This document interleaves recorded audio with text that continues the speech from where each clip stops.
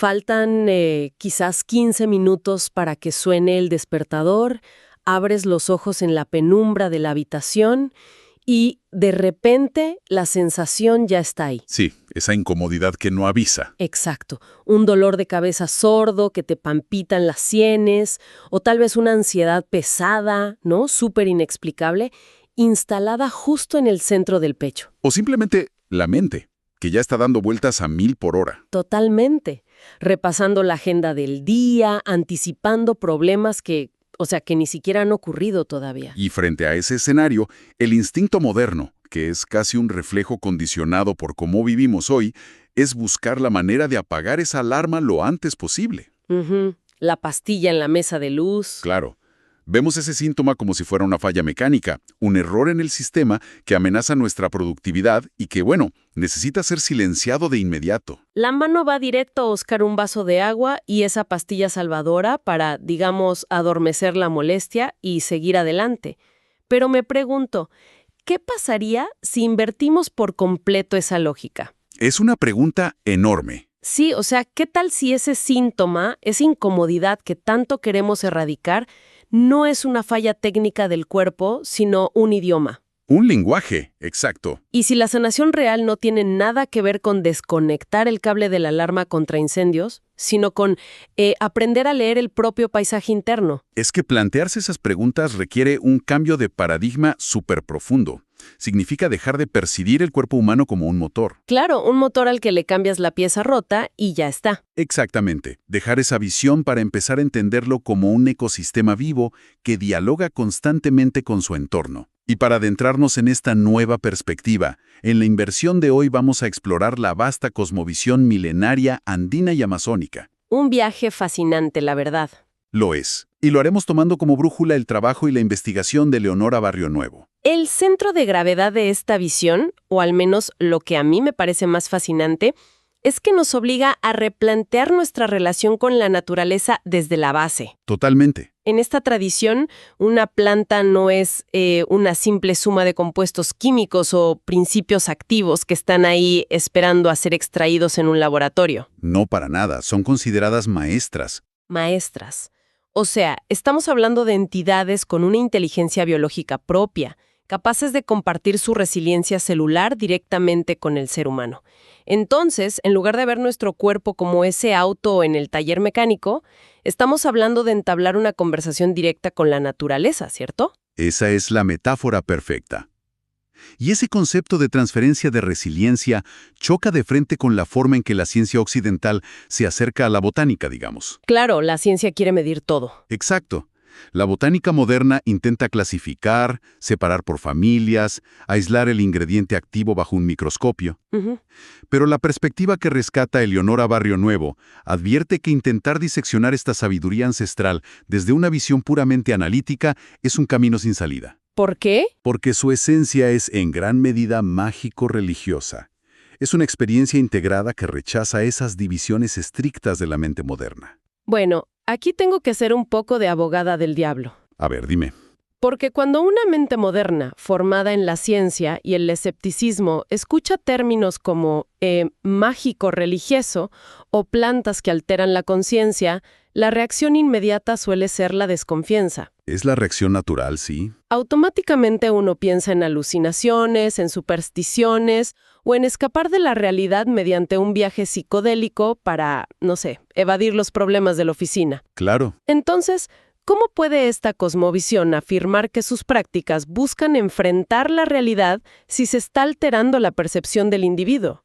Suena casi contradictorio. Es una excelente observación. Y ahí está la trampa de la palabra alterar. ¿A qué te refieres? La premisa occidental asume que nuestra percepción ordinaria, la de todos los días, es la realidad objetiva y pura. Pero la medicina andina plantea que nuestra percepción diaria ya está alterada. Ah, wow. Sí, está empañada por el estrés crónico, los traumas, los miedos y sobre todo la desconexión con la tierra. Ya venimos con los lentes sucios, digamos. Exactamente. Las plantas maestras, en esta visión, no actúan como un escape alucinatorio. Funcionan como un agente limpiador para esos lentes internos. ¡Qué interesante! Al limpiar los filtros del ego y del miedo, te permiten observar el entorno y a ti mismo con una pureza absoluta. no cambian la montaña de lugar. Claro, la montaña sigue ahí. Permiten ver la montaña sin la carga de tu propia ansiedad. Es decir, no es una fuga de la realidad, es un aterrizaje forzoso en el momento presente. Tal cual. Y lo que resulta extraordinario es que esta filosofía tan abstracta no se queda flotando en el aire, se aterriza de manera increíblemente precisa en el cuerpo físico, en lo que podríamos llamar la matriz botánica del botiquín diario. Así es, porque para esta tradición, el espíritu, la mente y el cuerpo comparten el mismo mapa. Un mapa que, y esto me parece clave, no utiliza nombres en latín ni familias taxonómicas para clasificar sus medicinas. No, se basa en 3 dimensiones fundamentales de la energía vital. Vamos a desglosar eso porque es fascinante. La primera dimensión es la temperatura. O la capacidad de adaptación energética. Sí, piensa en esto. Las plantas desarrollan capacidades biológicas asombrosas para sobrevivir a su entorno. Ujú. Una planta que crece soportando sequías extremas o vientos gélidos en la cordillera codifica esa resistencia en su propia biología celular. Pero, a ver, ¿cómo se transfiere eso al ser humano? Si yo me tomo una infusión de una planta que resiste el viento o el calor extremo, ¿cómo interpreta mi cuerpo esa información celular? A través de la ley de los opuestos, Ok. que es la base del diagnóstico ancestral. La medicina andina evalúa el clima interno de la persona. Tomemos, por ejemplo, el concepto del exceso de calor. Que me imagino no es solo tener fiebre. Exacto, no necesariamente. Un sistema sobrecalentado se manifiesta como inflamación, dolores de cabeza punzantes, pero en la parte alta del cráneo, acidez o reflujo. Ujú. Si uno se observa la lengua en la mañana, podría notar una capa blanquecina o amarillenta. La famosa saburra. Esa misma. Ese es el cuerpo mostrando que el motor interno está trabajando a temperaturas demasiado altas. Y el correlato emocional de ese exceso de calor es súper evidente, ¿no? Es ese estado de irritabilidad constante, la explosión de ira por cosas diminutas, el resentimiento guardado. El sistema nervioso está literalmente hirviendo. Hirviendo. Entonces, bajo esta lógica, la respuesta no es tomar un inhibidor químico del sistema nervioso central, sino introducir la sabiduría celular de las plantas frías. Correcto. Hablamos de la menta o el diente de león, organismos que la naturaleza diseñó para refrescar, desintoxicar la sangre y bajar la temperatura interna de ese hígado o de ese estómago que está inflamado. Exacto. Y por el contrario, un sistema que sufre de exceso de frío presenta un cuadro totalmente distinto. La energía vital se retrae. ¿Cómo se ve eso físicamente? Físicamente, los dolores de cabeza son más sordos y se instalan en la base del cráneo. Hay letargo, digestiones lentas, sensación de frío constante en las extremidades e incluso una disminución del deseo sexual. ¡Wow! La lengua suele estar más pálida y a nivel emocional es el terreno de la melancolía, la apatía y la depresión. Es como un fuego que se ha reducido a brasas a punto de apagarse por completo. Una imagen perfecta. Y para revivir ese fuego se recurre a las plantas calientes. Ahí entra en escena el romero, la canela, el jengibre. Exactamente. La instrucción biológica al ingerirlas es estimular, acelerar la circulación, dispersar el frío que se ha acumulado en las articulaciones y en los órganos y devolver la vitalidad. Es fascinante pensar en el propio cuerpo como un microclima, ¿verdad? Un microclima que requiere intervenciones meteorológicas. Sí, somos un paisaje. Y si la temperatura determina el estado general que hay que corregir, la segunda dimensión determina hacia dónde se dirige esa corrección. Ok, vamos a la segunda dimensión. Hablamos del sabor. Un momento, detengámonos ahí. A ver. Porque en la cultura occidental, el sabor es pura preferencia gastronómica. O sea, es la decisión de ponerle un poco más de sal a la sopa o si pido un postre dulce o algo salado.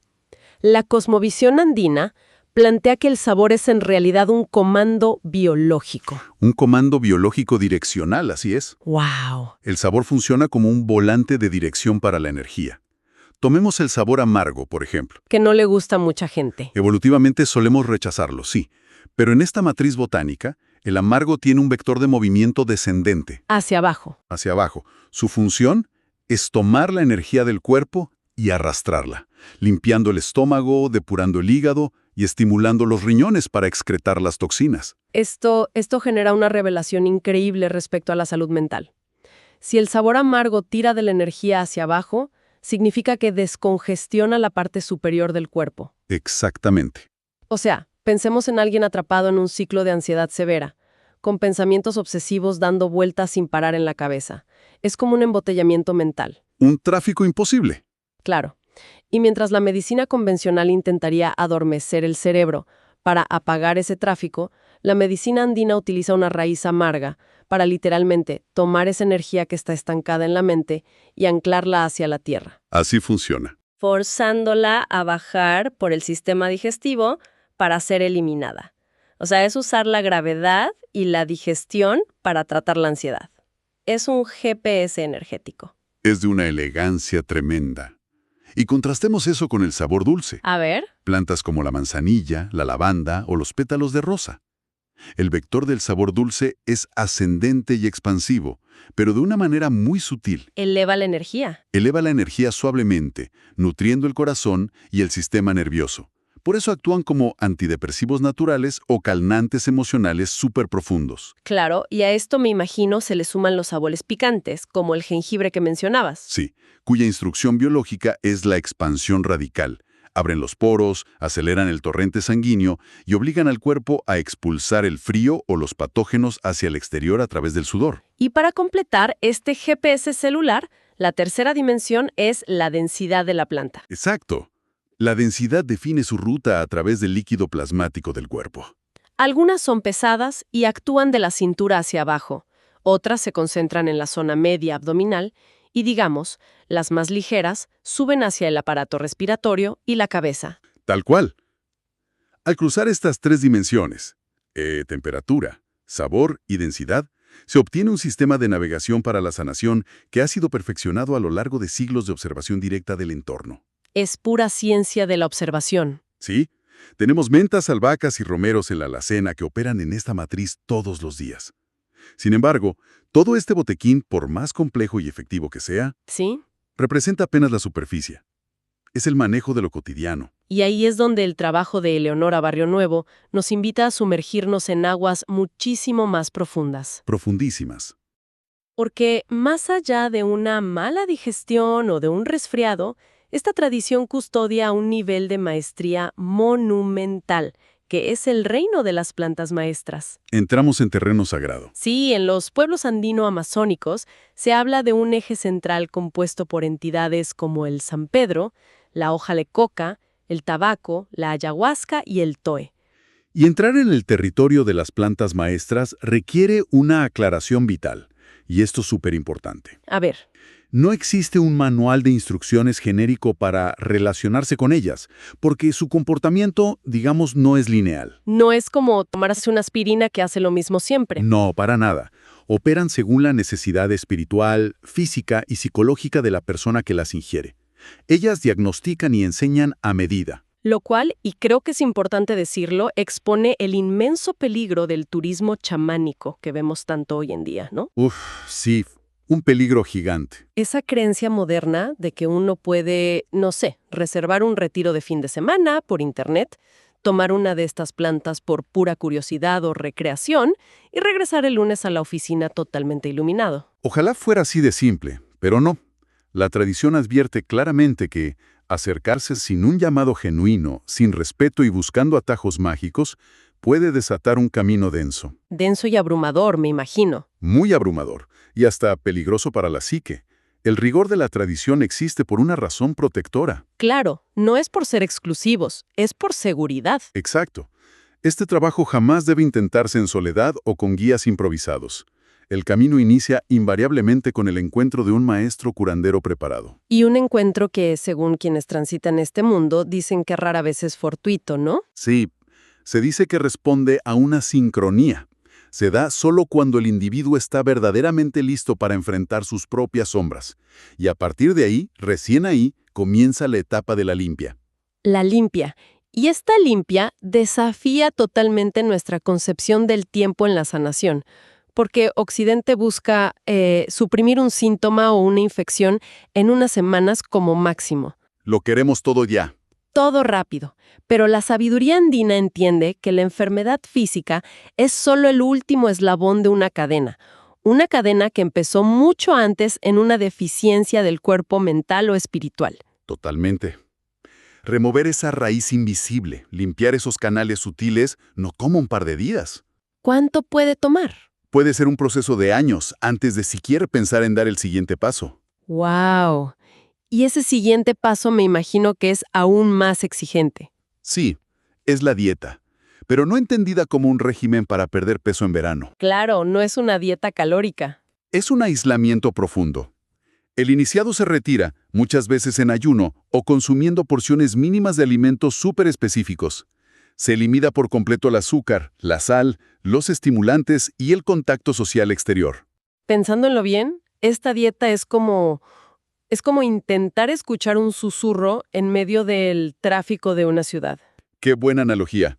O sea, al suprimir los sabores intensos, las distracciones visuales y las interacciones de todos los días, se baja drásticamente el volumen del mundo físico. Se apaga la estática. Se apaga la estática, exacto. Y es en ese silencio absoluto, y solo ahí, donde la planta maestra encuentra el espacio para comunicarse, abriendo la intuición, trabajando a través del mundo de los sueños y revelando información que el ruido de nuestra vida moderna simplemente oculta. Y todo ese sacrificio de la dieta converge en la etapa final y decisiva. Que es la asimilación. La asimilación, sí. Porque de poco o nada sirve tener visiones cósmicas extraordinarias en medio de la selva si al regresar a la ciudad la persona sigue tratando mal a su familia, sigue consumida por la envidia o sigue atrapada en hábitos destructivos. Claro, la espiritualidad de fin de semana no sirve. Exacto. El verdadero éxito de la medicina botánica ancestral se mide en la capacidad de integrar esa pureza en las interacciones cotidianas, en la forma de caminar y de servir en el mundo real. Escuchar todo esto, de verdad que pone en perspectiva lo limitados que estamos cuando intentamos racionalizar estas tradiciones. O sea, leer sobre la medicina andina e intentar comprenderla solo desde el intelecto Es quedarse corto. es como leer la receta del platillo más extraordinario del mundo y autoconvencernos de que por sabernos los ingredientes de memoria, ya sabemos a qué sabe. Sí, leer la receta no te quita el hambre. Exacto. La verdadera comprensión es intransferible, solo se alcanza saboreándola, viviéndola en la propia biología y sobre todo dejándose acompañar por quienes ya conocen las curvas y los peligros de ese camino. La información es solo el mapa, pero la sanación real ocurre al recorrer el territorio. Al llevar la experiencia al cuerpo. Exacto.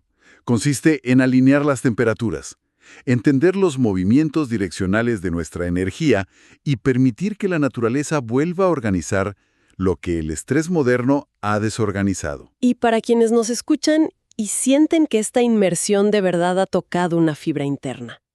Para quienes perciben que esta sabiduría es, digamos, mucho más que una simple curiosidad antropológica y sienten el llamado a dar el siguiente paso. Para ellos, hay un mundo por descubrir. Exacto. La investigación y el trabajo de Eleonora Barrio Nuevo funcionan como un puente inmejorable para esto.